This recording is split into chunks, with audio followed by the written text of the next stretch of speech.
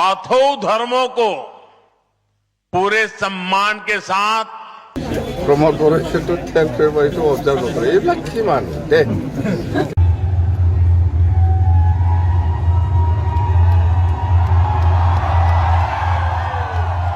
जोंहा मैया 17 जानुवारियाव मोनसे बर' हारिनि थाखाय हिस्ट्रि जानानै थाबाय 10,000 बागुरुम्बा डेन्स मोसानाय आरो बेखौहाय फरेनारफोरा नायफैनानै बा फरेनारफोरा नुनानै मा एक्सप्रेसन होदों मा बुंदों मा रिएक्सन होदों नोंथांमोना बे भिडिअनि गेजेरजों नायना लानो हागोन आरो बिथां नरेन्द्र मदि साराबो जे मोनसे मोजां खौरां फोसावदों जे जोंनि बाथौ धोरोमखौ लानानै मा खोथा बुंदों बिथाङा नायनानै ला आरो नै बिथां हाग्रामा महिलारि सारा जे बिटिआर एकर्ड आरो बिटिसि एकर्डखौ लानानै जे खोथा फोरमायदों माने मैया जि खोथा फोरमायदोंमोन बिथाङा खौरांनि गेजेरजोंहाय नोंथांमोना निश्चय नुदों जानांगौ आरो थिग दिनैहाय बिथाङाहाय खायसे खोथा मख'नानै बुंनाय जों नुनो मोनदों आरो बिथाङा जे फोरमायनाय बायदिब्ला 27 जानुवारि 2020 मायथाइयाव बिटिआर एकर्ड बा बिटिआर एग्रिमेन्ट पिस एग्रिमेन्ट जाना थांमोना बेखौहाय फालिनायनि खायसे खोथा बुंदों आरो मा खोथा बुंदों बिथाङा नैबे भिडिअनि गेजेरजों नोंथांमोना नायनानै लानो हागोन आरो लोगोसे बिधान सभा जि फैगौ एमएलए इलेक्शन बेखौ लानानै बिथाङा खोथा बुंदों भिडिअखौ जोबजासिम नाय आरो बेराफारसेथिं जे दाखालि बावैसो मोनसे दुखुनांथाव जाथाय जे एक्सन टिभि बिथांखौहाय जोबथेसालियाव फिन लांफिननाय जों नुनो मोन्दों बा नोंथांमोनाबो खौरां गेजेरजों नुनो मोन्दोंमोन थिग दिनैहाय बिथाङाहाय उदां जाफिनबाय आरो बिथाङा खायसे खोथा मख'नानै बुंदों माबोरैहाय जामारनाय जाथाया माबोरै बेफोरबायसा थांफिनलायनांगौ जाखो आरो गोबां खोथा बिथाङा नैबे खौरां गेजेरजों बुंदों नोंथांमोना बाथौ धर्मों को पूरे सम्मान के साथ मान्यता मिली है। बाथौ पूजा पर स्टेट हॉलिडे घोषित किया गया है। ये भाजपा ही है जिसकी सरकार में एक और महायोद्धा लसीत बोरफुकन की भव्य प्रतिमा स्थापित होती है तो साथ ही बोडोभा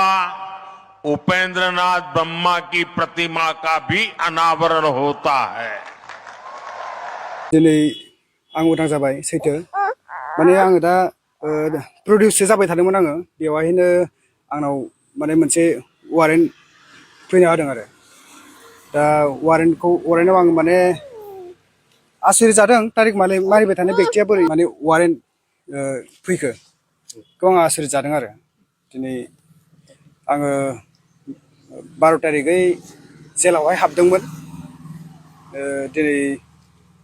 17 तारिख दिनै रिलिज जाबाय आरो सरकारनिसिम मा खावलायनो सानो बुंनांगौआथ' दङ गोबां दिनै मोनसे एकर्डनि उनावबो जिहेतु बेफोरो क्लसावबो एफा नायनो मोन्दोंमोन दिनै हाइनास आरो नन हाइनास राननाय बेवहाय नन हाइनासफोराथ' जोबलांनायनि खोथामोन दिनैसिम जों बारग'आसै दा आथिखालनि जिथु बिटिसिनि चिफ मानबत हाग्रामा महिलारि दा सरकार सालायगासिनो बेनि मा बुंनो सानो जे केसफोरखौ नोंथांमोना फोजोबजानो लुबैयो गमामायैनो सारमोना जोंनि केसनि बागै एसे गोसो होनांगौ जाहाथे जों सुक्ति जाखांनायनि उनावहाय जों जाहाथे बेफोरबायदि जाहाथे खस्थ' मोननांला केसजों जों बेफोरबायदि पानिसिबोल जाबाय थानांला आरो जोङो बेक्ति न'खरनि बागै साननो गोनां मोनसे मोजां सुबिदाखौ जों मोनला बेफोरनि थाखायनो जों सारमोना अननानै जोंनि केसनि बागै एसे नायसङोबा जों जोबोद गोजोननाय मोनगोन बेखौनो खावलायबाय दा सानबेसे जेलाव दं आं 12 तारिखनिफ्राय दिनैसिम सानबा जाबाय थांनाय 5 बोसोराव जिथु प्रमद बर'आ बिटिसिनि चिफ जादोंमोन सुक्ति जाखांनायनि उनावहाय नोंथांमोननि केसखौ फोजोबनानै होनो नागिरदों दा बिनि सायाव माबायदि दा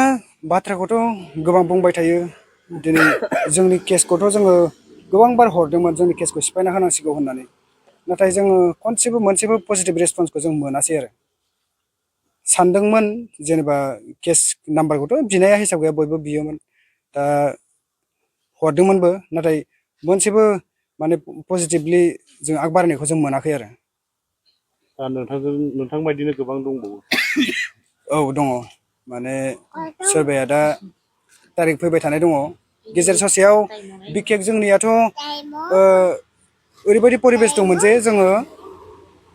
माने तारिख मारिनो हानाय परिबेसानो जोंना गैखायामोन जोंनि सिटुएसना थिनामोन बेयावहाय तारिख मारिफैनो हानाय दा जोङो बेफोरबायदि समनिफ्राय तारिख मारिया जोंनि गोरोन्थि थिगानो दं जिखुनु जोङो सानदों बेथ' केसनि खोथा नालाय फैबाय थानाय समफोराव जाहाथे जों बेफोरबायदि केसजों जाहाथे बुग्लेमजाबाय थानाङा खस्थ' होजाबाय थानाङा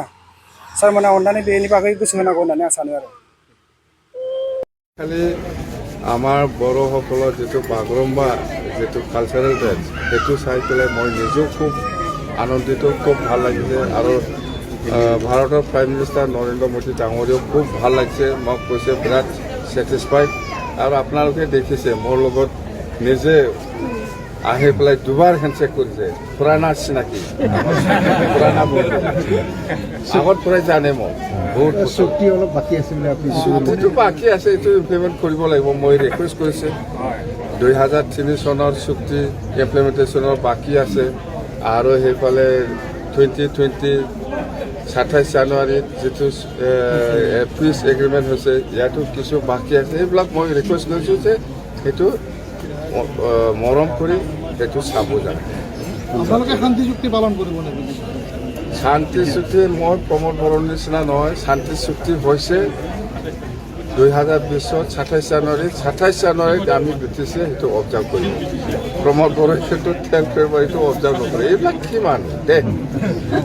নিৰ্বাচনৰ মিত্ৰতা নহয় আমি কৈ আছো BPF NDA হিচাপে নিৰ্বাচন খেলিব BPF হিচাপে 126টা ভিতৰত কিমানটা সিট খেলিব এইটো আজিলৈকে ফাইনাল হোৱা নাই ফাইনাল হ'ব সময় আছে যেটো আমি শুনিছো হয় এপ্ৰিল মাহৰ নিৰ্বাচন হোৱাৰ কথা বাস বাগৰুম্বাটো ধৰি লওক আন্তঃৰাষ্ট্ৰীয় প্ৰেক্ষাপটত এতিয়া গৈছে নাই যোৱাকালি যেটো আমাৰ বড়ো জাতিৰ বড়ো সমাজৰ যেটো বাগৰুম্বা যেটো কালচাৰেল ডেন্স সেইটো 10,000 যেটো যোৱাকালি ডান্স কৰি পেলাই দেখুৱালে আমাৰ প্ৰাইম মিনিষ্টাৰ নৰেন্দ্ৰ মোদী ডাঙৰীয়াৰ প্ৰেজেন্সত আৰু অসমৰ মুখ্যমন্ত্ৰী ডক্টৰ হিমন্ত বিশ্ব শৰ্মা ডাঙৰীয়াৰ প্ৰেজেন্সত এইটো আমি যেটো দেখিছো আমাৰ প্ৰাইম মিনিষ্টাৰ ডাঙৰীয়াও খুব ছেটিছফাইড আৰু ডক্টৰ হিমন্ত বিশ্ব শৰ্মা ডাঙৰীয়াও খুব ছেটিছফাইড আৰু সঁচাকৈ ডক্টৰ হিমন্ত বিশ্ব শৰ্মা ডাঙৰীয়া বা নৰেন্দ্ৰ মোদী ডাঙৰীয়াক আমি ধন্যবাদ দিবই লাগিব কেলে মানে এইটো অসমৰ প্ৰথম পৰ্যায়ত বিহু ডান্সটো ৱৰ্ল্ড ৰেকৰ্ড কৰিলে ইয়াৰ পিছত আৰু আমাৰ আদিবাসীসকলৰ যেটো ঝুমুৰ ডান্স সেইটো দেখুৱাই দিলে আৰু ইয়াৰ পিছত থাৰ্ড টাইম এতিয়া বড়ো সমাজৰ যেটো বাগৰুম্বা কালচাৰেল ডান্স সেইটোকো দেখুৱাই দিলে তো এইটো আমাৰ কাৰণে গৌৰৱ কৰিব লগা আৰু নিশ্চয় অসমৰ মুখ্যমন্ত্ৰী ডাঙৰীয়াই বিভিন্ন জাতি জনগোষ্ঠীৰ যেটো কালচাৰ ট্ৰেডিশ্যন উঠাই লৈ যাব কাৰণে আৰু নেক্সট নিশ্চয় কোনোবা জনগোষ্ঠীক লৈ পেলাই এনেকুৱা নিশ্চয় চেষ্টা চলাব It was really beautiful, amazing, really emotional actually. It was beautiful. It was just an incredible experience. It was wonderful to be here and it was great to experience. नैबे भिडिअनि गेजेरजों नोंथांमोना मिथिबाय जे बुजिबाय जानांगौ बिथां नरेन्द्र मोदी सारा मा खोथा फोरमायलांगो जोंनि बाथौ धोरोमखौ लानानै जोंनि जितु मेन धोरोमानो जादों बर'फोरनि मेन धोरोमानो जादों बाथौ धोरोमनो थिग बेयावहाय बिथाङा स्टेट हलिडे फोसावनाय नैबे खौरांनि गेजेरजों नुनाय जादों आरो लोगोसे बेयो जोंनि थाखाय मोजां खौरां बा गुड निउस जे बाथौ सान फालिनायावहाय जोङो स्टेटनिफ्राय मोनसे हलिडे मोनसिगोन माने स्टेटआ बन्द थागोन जोंनि बाथौ धोरोमनि मुङावहाय ना नोंथांमोना नैबे भिडिअनि गेजेरजों नुदों जानांगौ बिथाङा मा खोथा फोरमायलांदों मा बुंलांखो आरो बेजोंनो लोगोसे बेराफारसेथिं बिथां हाग्रामा महिलारि सारा मा खोथा फोरमायलांखो जे बागुरुम्बा मोसानायखौ लानानै आरो लोगोसे BTC एकर्ड जे 2003 मायथाइयाव जानानै थांबाय 2020 मायथाइयाव आरो पिस एग्रिमेन्ट जितु जानानै थांबाय 27 जानुवारियावहाय थिग बेखौ लानानै बिथाङा जेखिनि खामानि आद्रा थानाय खामानि जि मावखांनानै आद्रा थानाय खामानिखौहाय इमप्लिमेन्ट खालामनो थाखाय बिथां नरेन्द्र मोदी सारखौ खावलायदों आरो लोगोसे बिथांजों गोजाम लोगो दं होनना बिथाङा खावलायनायजों बा खोथा माने ससियेल मिडियानि गेजेरजों बुंनाय जों नुनो मोन्दों मानो होनोब्ला BTC एकर्ड आरो लोगोसे BTR एकर्ड बेयावहाय जि BJP सरकार बा बिथां मोदी सारानो दंमोन ना थिग बेखौ लानानै बिथाङा नैबे खोथाखौ फोरमायनाय जों नुनो मोन्दों आरो बेराफारसेथिं जि बिधान सभा जि MLA इलेक्सन जोंहा फैगासिनो एप्रिलावहाय बेयावहाय बिथांमोना NDA हिसाबै गेलेगोन बा इलेक्सनखौ गेलेगोन होननानै बिथांमोना नैबे खौरां गेजेरजों खावलायनाय जों नुनो मोन्दों बा फोरमायनाय जों नुनो मोन्दों आरो लोगोसे बेजोंनो बिथाङा नैबे खोथाखौ फोरमायबावदों जे 27 जानुवारियावहाय BTR जि पिस एग्रिमेन्ट जानानै थांबाय बेखौहाय फालिगोन बा अबजार्भ खालामगोन बिथांमोना BTCनि सेक्रेटारियाव होननानै बुंनाय जों नुनो मोन्दों नोंथांमोना निस्सय नैबे भिडिअनि गेजेरजों नुदों जानांगौ आरो बिथां रंजालु एक्सएनडिपि बिथाङाहाय जि खोथा फोरमायलांबाय जि बुंलांबाय माबोरै जामारखो जाथाया मानो बेफोरबायसा जाखो आरो सोरखारनिसिम मा खोथा बुंखो नोंथांमोना नैबे भिडिअनि गेजेरजों नुदों जानांगौ बा मिथिबाय जानांगौ जुदि नोंथांमोना भिडिअखौ जोबजासिम नायदोंब्ला